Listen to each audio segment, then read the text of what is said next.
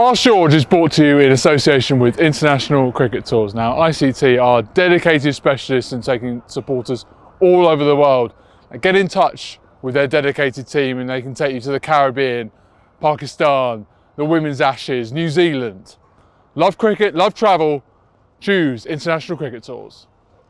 Okay, start of the Test summer, day one at Lords, first Test, England-West Indies. Ask George. Jack Rawls going to kick us off. We are unnaturally close. Is Lords really the best place for Jimmy to say farewell? Sure it is. Why not? I mean, the alternative, I think the question suggested maybe wait till Manchester, which might be the 5th Test of the summer. Feels too long though. I thought the England management deserve a lot of credit for the way they've handled this. Obviously it's tricky. He doesn't want to go. That's a good quality. And they have tried to do it quite sensitively. You can't make the whole summer a farewell to one guy. It's a team game. It's a wonderful old ground. I think he's probably got a better record here than he has in Manchester anyway. Flat old wicket there. And I actually thought today that, without being harsh, it probably showed it was time. So, you know, it's a team game and it's always moving forward and changing. And I think actually they deserve some credit for getting a quite sensitive one just about spot on.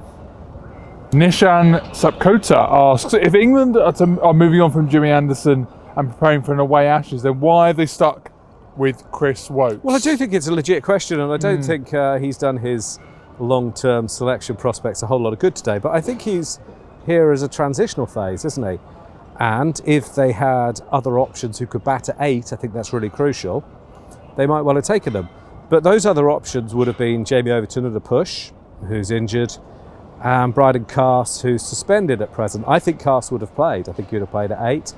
And yeah, I think that's why. So I don't think anyone's suggesting that Woakes is going to be in Australia in 18 months, or to be fair, in New Zealand in 6 months or wherever. But yeah, it's a transition. There's quite a lot of changes in this side. Yeah, 2 debutants. You know, Broad went at the end of last summer. Bairstow's gone. Oh, you know all the people who've gone, Folks and what have you. No Robinson either. You know, they're taking a step forward rather than leaping. I think it was reasonable. I don't think it particularly worked out. I thought he looked a wee bit off the pace, yeah. Who do you think bowled better today, Anderson or Woakes? Good question. I think most people would say Anderson, but I actually thought Woakes did beat the bat a bit. But he was bowling, you know, kind of big outswingers or away. They were moving the ball away, and it was just a bit too slow to really trouble people. His average pace was 79 miles an hour. We were told we were sitting unnaturally close, I should say, before the start of this video, which is why he keeps moving away. Well, I'm not going to let him, because I don't think it's unnatural. Who's to say what's natural? Yeah, so I don't know. I thought both of them were put in the shade a bit by Atkinson and Atkinson's pace and youth. Good, well that wasn't uncomfortable. Reece Benjamin asks if I licked the side of your face now, would that be uncomfortable? Well, I'd certainly ask HR if it wasn't. If I did this to a female member of staff, I would be sacked. This would be all over, wouldn't yeah, it? why shouldn't it be? Yeah. So you should complain. Yeah. Reece Benjamin asks, thank goodness, if England were playing in Brisbane tomorrow, what would their bowling attack be? Well, if you mean what, I mean, if it was tomorrow, it wouldn't be that dissimilar, because these are the players who are fit, but Mark Wood and Jofra Archer will be in the equation by the time England get there. Maybe so will Ollie Stone and Josh Tongue and Dylan Pennington and you know, Gus Atkinson as well. So there's a few people, but they're definitely going to be looking for a bit more pace, and I think we saw the benefits of that today. Joanne Dollard asks, how quickly do you expect the MCC Connects events at Lords to save the global cricketing infrastructure, and did you try the white wine? We are now down to, this is a good question, serious stuff. Well, I wasn't invited, so I wasn't there. I've only been in the country for about 48 hours, so I think it was lovely to see people like Ravi Shastri at last have a platform to express their views. What was lovely to see, the first photo of it I saw, had a young dreamer called Colin Graves in the middle of it, finally being given an opportunity to express his views. What it was, basically, it seemed to me, is lots of people who run world cricket. I mean, you've got ICC Chief Exec, ECB, Australian cricket, loads of chief execs, all saying what they'd do if they run world cricket. You do run world cricket. I thought the photos of the meeting showed the lack of diversity in the game. I'm surprised that they went down that route with it. I think there's probably a good idea in there somewhere, but I thought it was, to be honest, quite disappointing. I think it's a missed opportunity. It was the same old people talking about the same old things. It seemed to all come down to money. And I would like some of those people to be passionately defending and nurturing Test cricket rather than saying, well, we can make more money doing other things. So I thought it was really disappointing, to be honest. You're not a white wine boy, are you? I love white wine, yeah, not a monster. You can love rum and beer and white wine. I mean, trust me, you really can. You know, in the same way that you can like croissant and crumpets. Okay.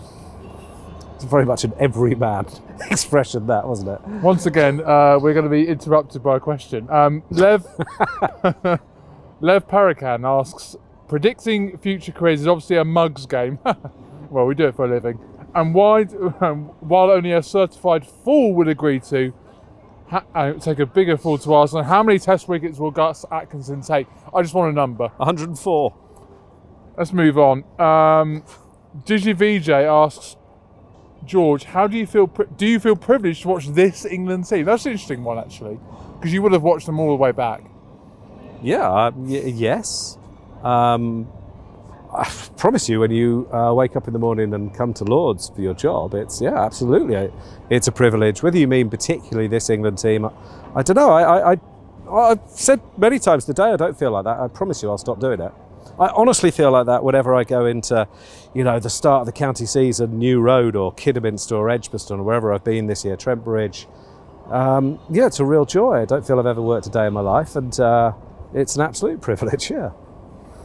Speaking of which, let's go with our final question. Indoor Kite Society, has today shown the benefit of pace? And perhaps expand a little bit on in a bit of the piece that you wrote for the Cricketer Online, which you can read now, in terms of the simplicity element, I guess, of the way that Atkinson approached. It's amazing how good for deadlines there being a Euros semi-final wasn't it? I've never finished so fast. Yeah, genuinely the earliest that George has ever filed. I've ever experienced. Not quite true, but yeah, ballpark. That's fair. Efficient. It's a really good question. The pace was absolutely crucial. And do you know what else? Youth. I know it sounds simple, but the piece I've written is about the difference. We talk about skill a lot. And obviously in Woakes and Anderson, you've got two wonderfully skillful bowlers who have had fantastic careers, probably better careers than Gus Atkinson will go on to have. But they can't do what he can do right now. They can't hit the pitch as hard. They can't hurry the batter, and they can't maybe get as much out of the surface because they're not hitting it as hard. And I know it sounds simple, but he just bowled, he's 10% quicker than Chris Woakes. And, it hurries the batters, and you maybe get more out of some surfaces. So it's a huge thing, but youth as well. Remember those catches taken, two fantastic catches from England today. One by Pope at sort of short cover point, and one in the slips by Harry Brook, which was a wonder catch, and testament to his athleticism, fitness. He's lost a load of weight. Great work. England could have gone into this test with, say, Anderson, Robinson, Woakes. They would, have struggled to break 80 miles an hour. They'd have been very skillful, they would have bowled well. Of course they would. They almost never bowl badly. But they wouldn't have got the same results. So yeah, youth and pace really, really matters. And I absolutely think the team management, who I've been quite critical of, I think they've been right and brave to renew and rebuild. And we've seen the benefits of that today.